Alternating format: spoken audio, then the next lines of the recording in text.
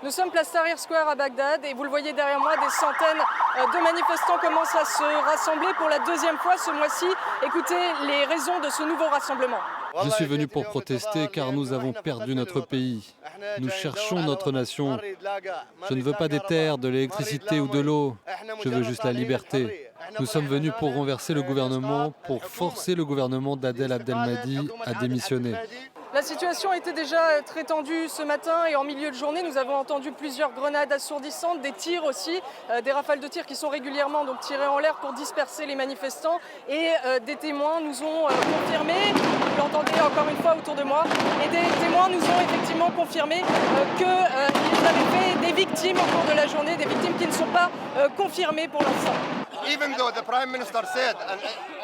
Même si le Premier ministre a dit et annoncé officiellement que personne ne doit arrêter de manifestants, même avec un mandat d'arrêt, ils ont donné aux forces anti-émeutes le droit d'attaquer.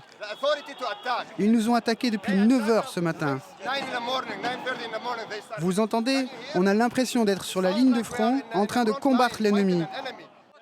Ils ont tiré sur un homme avec une grenade lacrymogène. Il manifestait devant nous et il s'est écroulé. Il a été touché à la tête. Vous le savez, les manifestants se sont donc rassemblés ici, se sont donc donné rendez-vous aujourd'hui et des centaines de manifestants sont attendus ici dans le centre-ville de Bagdad jusque tard dans la journée.